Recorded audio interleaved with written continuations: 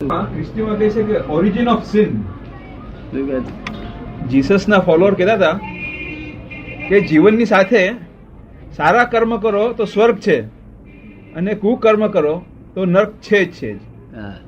એટલે એમ કે છે કે જેમ જીવને મોક્ષની ઈચ્છા છે એમ જો કુમતિ જાગે તો એને નર્ક પણ સ્વીકાર્ય થઈ જાય છે. એટલે આવી ભાવના સાથે સંબંધ છે સંસારની અંદર. તો કે જીવ મોક્ષને અધિકારી છે કોઈ પણ, જેમ સ્ત્રી છે એમ પુરુષ છે. તો એ સ્ત્રી પુરુષ નથી કહેતો, એ પ્રકૃતિ છે અને પુરુષ છે એમ કે છે. એટલે પ્રાણ જેને છે એને બે અધિકાર છે મોક્ષનો, અને જો મોક્ષ ન સ્વીકારી શકે ત્યાં સુધી આ એક પાપનો ભય રાખવાનો.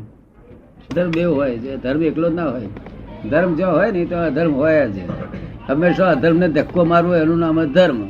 ધર્મ બીજી કઈ વસ્તુ નથી. તમે અધર્મને ધક્કા મારેલા કોઈ દાડો જોઈ જ નથી, એટલે કેવી રીતે ધક્કો મારે? ના દાદા, અધર્મ અને ધર્મનો જ્યાં સુધી ભેદ જીવને ખબર નથી ત્યાં સુધી એ તો પછી આશરો લે છે, કોઈનો સંતનો લે છે. એ આત્મા છે ને આ આત્મા છે, પણ ટાઈમ લાગે, વધારે ટાઈમ લાગે. ના હોય એવું તો હોય જ નહીં ને. તો એ આજે 1975 વર્ષથી 1978 તો આ વાત ચાલુ જ છે દાદા. કોણ વાતે કરે છે? લખ્યું છે આવું, પણ શાસ્ત્રકારો ખોટું લખતા નથી. એ જાણે છે કે આ મોહવારી એ છે એટલે આને ટાઈમ લાગશે. શું એટલે વગર કામનું જોર કરે એ કામનું નહીં. શું પણ દાદા એમ શા માટે કરે છે? જેની પાસે શક્તિ છે એ ગુલામ કરી દે છે સમાજની અંદર. પણ જે શક્તિશાળી છે એ દરેકને ગુલામ બનાવે છે. આ એક ક્રમ છે સમાજનો. સ્ત્રીઓને દુનિયા પહેલેથી રિવાજ જ છે આ દુનિયાનો. જો જબરું હોય ને તે નબળા ને ગરી જાય. જી હા, એવા દુનિયાનો રિવાજ જ છે. ગભરાઈને વશ ભાવના કરી નાખશે. શું કહ્યું? એટલે આ લોકોને વાર જ ના લાગે. એટલે આ બધી ગેટો બેટો બધું બરોબર છે. અને આ જે આખું પોલીસ લશ્કર રાખ્યું છે, લશ્કર હિન્દુસ્તાન હચવા તે લશ્કર રાખ્યું છે, આ પોલીસ ખાતું રાખ્યું છે, બધો ફોજદારી ખાતા બધા રાખ્યા છે. એ કોને માટે? નાલાયકને માટે છે. કોને માટે છે? અરે એનો ખર્ચો લાયક પણ લે છે. જયારે પોલીસ વાળાની જરૂર નથી એની પાસે એનો વેરો લે છે. ના, પણ તે લાયક ને રક્ષણ માટે એ લોકો છે.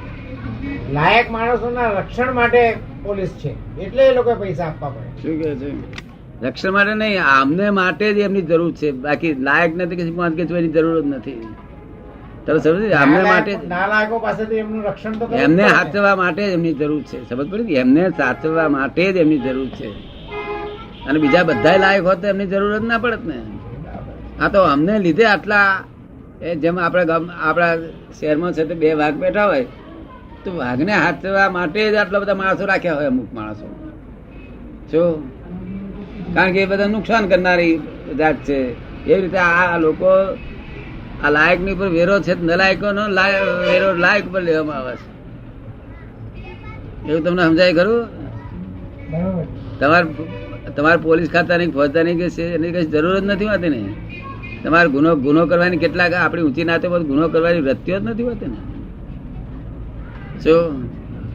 પણ છતાં વેરો કોનો અને કોને માથે પડે છે?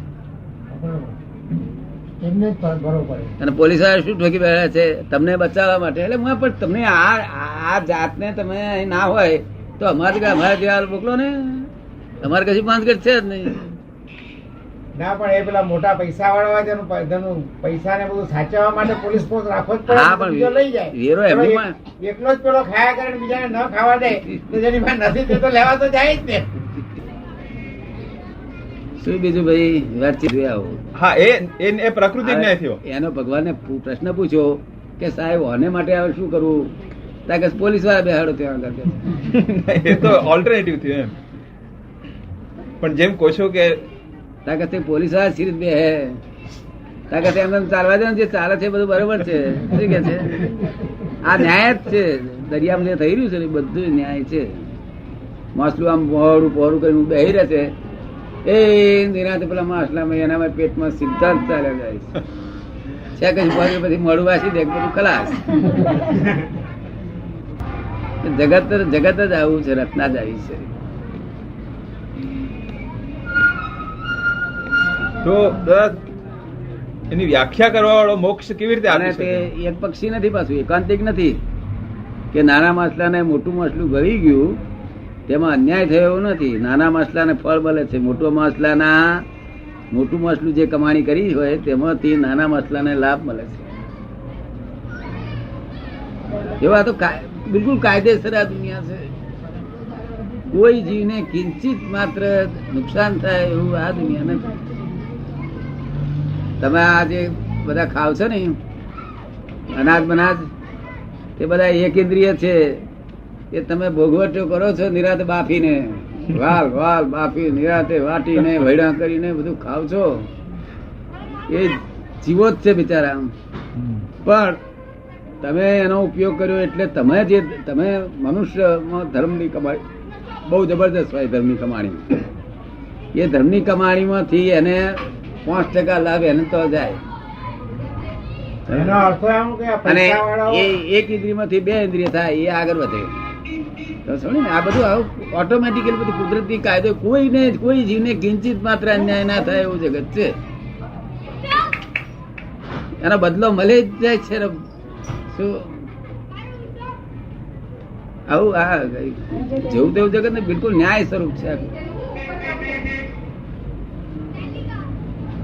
તમને આમાં સમજાવી એ વાત? દાદા ન્યાય માગે તોય મળતો નથી. હે? તમે કહો છો ન્યાય મળે છે ને આપે છે, પણ ન્યાય માગે તોય મળતો નથી. કેટલીક વખતે નહીં, આ વિધાનોમાં સંતને લઈને મળે છે એ જ ન્યાય છે. પણ હા અન્યાય મળે એ જ ન્યાય છે. ના, પણ તમે ન્યાય એટલે જસ્ટિસ કહો છો કે ભાઈ આને શિક્ષા કુદરત થવી જ જોઈએ? ન્યાય છે, કુદરત ને ગયા. સમાજમાં તો અહીં હોય કે ના હોય, પણ કુદરત જે કરી રહી છે નિરંતર, હા એ સમજી ગયો. હા, તે ન્યાય જ છે. જો ખબર પડી ને, સહેજે અન્યાય નહીં કરતી. એક ભાઈ છે તે લોકો તમને દુઃખ દે, જો તમારા આ જગતમાંથી દુઃખોમાંથી મુક્ત થવું હોય તો તમને દુઃખ દે, પણ તમારે છે તે દુઃખ ના દેવું જોઈએ. શું કહ્યું? બરાબર છે. નહીં તો સહેજ પણ દુઃખ દેશો તો આવતા બહુ હાપણ થઈ નીકળશે, બધી 1000 રીતે વેર લીધા વગર રહેશે. આ દુનિયામાં સહેજે વેર વધારવા જેવું નથી. જો પછી આ બધા દુઃખો આવે છે તે આ બધા ઉપાધિ કરી તેના જ દુઃખો, નહીં દુઃખ હોય નહીં દુનિયામાં. પોતે જ ઉપાધિ કરેલી છે, પોતે ઉપાધિ કરી તેના છે ને. હા તો બરાબર છે. હા, શુદ્ધાત્માનું લક્ષ્ય રહે છે તે અનુભવમાં આવે છે. All these are relative adjustments. જોઈ ને, અને 5 ઇન્દ્રિયોથી અનુભવમાં નથી આવતો એવો આત્મા એ અમે તમને આપ્યો છે તે છે, તમને અનુભવમાં આવી ગયો છે. કડા વચ્ચે કરી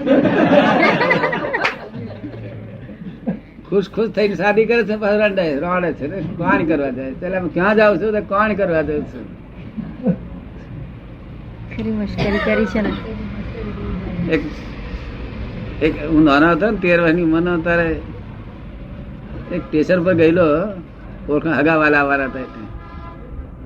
તારે એક પટેલ માથે ઓળીને બેઠેલા, માથે આમ ઓળીને બેઠેલા, અને પછી એક હાથમાં ઢેબરું, પેલા દાડિયા ઢેબરા હોય છે ને, તે એક હાથમાં ઢેબરું ને એક હાથમાં અથાણું. તને સમજ્યું ને? અને આમ તોડતા હતા. પછી એમને પૂછ્યું, મેં ક્યાં જાઓ છો? કે પૂંજાલાલ ની કોણમાં કે છે. આ પૂંજાલાલ એમના પોતાના જમાઈ થાય. શું કહ્યું? પૂંજાલાલ એમના જમાઈ થાય. અને આ સસરા શું બોલે છે? એક હાથમાં ઢેબરું આમ અથાણું ખાતા જાય છે ને. મને કહે છે પૂંજાલાલ ની કોણમાં. આવી મસ્કરી કરી. ઢેબરું કોણમાં અથાણું સારું ખાવ છો? 2 ઢેબરા ખાઈને પાણી પી લો ને. ના, અથાણું ખાવ. 2 ઢેબરા ખાઈને પાણી પીએ ના ચાલે. પૂંજાલાલ ની કોણીમાં જઈશ કે બરી તમારી કોણ આવી. ખરી મસ્કરી કરીશ નહીં? મસ્કરી પાડે છે મસ્કરી નહીં? ક્રુએલ જોક છે કે હે? મીઠી મસ્કરી છે કે ક્રૂર મસ્કરી છે? એટલે મેં પઝલ કહ્યું, પઝલ. શરૂઆત દાદા પદલથી કીધી એમ. મસ્કરી હજી સમજાય તો બધું લોકોને કંટાળો જ આવે ને. મારી મસ્કરી કરી, હું કોણ, હું શુદ્ધાત્મા, મારી મસ્કરી. હા, તમારી મસ્કરી આવી ગયા ને. પહેણ્યા હતા કેમ, શાદી કરી હતી, પછી નાડ્યા રહું ને. સિદ્ધાર્થમાં ને પરણાવી ગયા. જવું છે હવે? લો, વિધિ કરી. આમાં સારું થયું એવું ઉતાર નથી તો પછી જોઈ કર. અને પછી તને ઓલરાઈ લાગે તો 25,000 રૂપિયા ખર્ચીને પણ તને દીક્ષા અપાઈ. પીછે હટ નહીં. નહીં, આ લોકો બધા જાણે કે અક્રમ ની દીક્ષા લીધી. અક્રમ નો વરઘોડો જોઈ ખુશ થઈ જાય. વરઘોડો ને વરઘોડો. ઘરનો ઘોડો. બધું સચ્ચિદાનંદ છે કે બધું ના થાય તો સુધી મંદિરમાં ભગવાન મૂર્તિ ના કહેલો કોઈ ભગવાન. શું કહ્યું? ના થાય તો સુધી મૂર્તિ સેવો કે છે. શું એમાંથી કોઈક દાડો મૂર્ત થશે. શું કહ્યું? એવું ખરું? હે? અજ્ઞાન અવસ્થા હોય ત્યાં સુધી મૂર્તિ. મૂર્તિ, હા. અમૂર્ત ની સમજણ પડી પછી અમારે તમારે મૂર્તિ ની જરૂર નહીં. આ વખત જઈએ તો આપણે વાંધો નહીં, તો આપણે શુદ્ધાત્મા તરીકે દર્શન કરાય. આપણે કોઈ જગ્યાએ બહાર ના હોય. સમજો ને? પહેલાનું પરિણામ. જે દર્શન કરી એ આજે નથી કરતા. સમજો ને? આજ કરતા ભાવ જ રહ્યો નથી એટલે પછી આપણે શુદ્ધાત્મા થયા. શુદ્ધાત્મા કરતા નથી, કરતા ભાવ ઉડી ગયો. એટલે આ અત્યારે જે આ દર્શન કરીએ છીએ વખતે એ દેહભાવની જાગૃતિના કારણે, હે, દેહભાવની જાગૃતિના કારણે. હા, એ પૂર્વનો હિસાબ જે માલ ભરેલો છે તે ચાર્જ કરેલો છે તે ડિસ્ચાર્જ થાય છે. થાય કે ના થાય? એટલે મૂર્તિ પાસે જાય, માતાજી પાસે જાય, પણ ડિસ્ચાર્જ પામે. કેવું? ઘણો આગો પાછો થઈ શકે એમ નથી માણસ. એક રહેનો દાડો. અને થઈ શકે, જ્યાં થઈ શકે તે એને જાણતો નથી. થઈ શકે એ જાણતો નથી. હા, શું આગો પાછો. રહી નો દાણો આગો પાછો ખરવો છે એવો ભાવ કર્યો હા. તો કોક દાડો થશે. ભાવ જ ના કર્યો થાય છે. ભાવ કરવો તો થાય. એ અજ્ઞાનતામાં ભાવ કરેલા તેનું આ ફળ આવ્યું બધું. આવો ભાવ કરવાનો નહીં, આવો સ્વભાવ કેવાય. કેવું? સ્વભાવ, સ્વધર્મ. ભાવ પર ધર્મ કેવાય. શું કેવાય? ભાવ પર ધર્મ કહેવાય. રાતે ધ્યાન રહેશે બરોબર. એડજસ્ટમેન્ટ એટલે ડ્રામેટિક છે. શું છે? ડ્રામેટિક. તેને સાચું માની બેઠો છે. લોકો ના જાણતા હોય ને અમુક જ માણસો જોડે એનું જ્ઞાન કે જો અત્યાર સુધી બધું સાચું માની બેઠા ને જો માર ખા કર્યા ને વગર કામના. આ પેપરમાં લોકોને જયારે જાગૃત કરજો લોકોને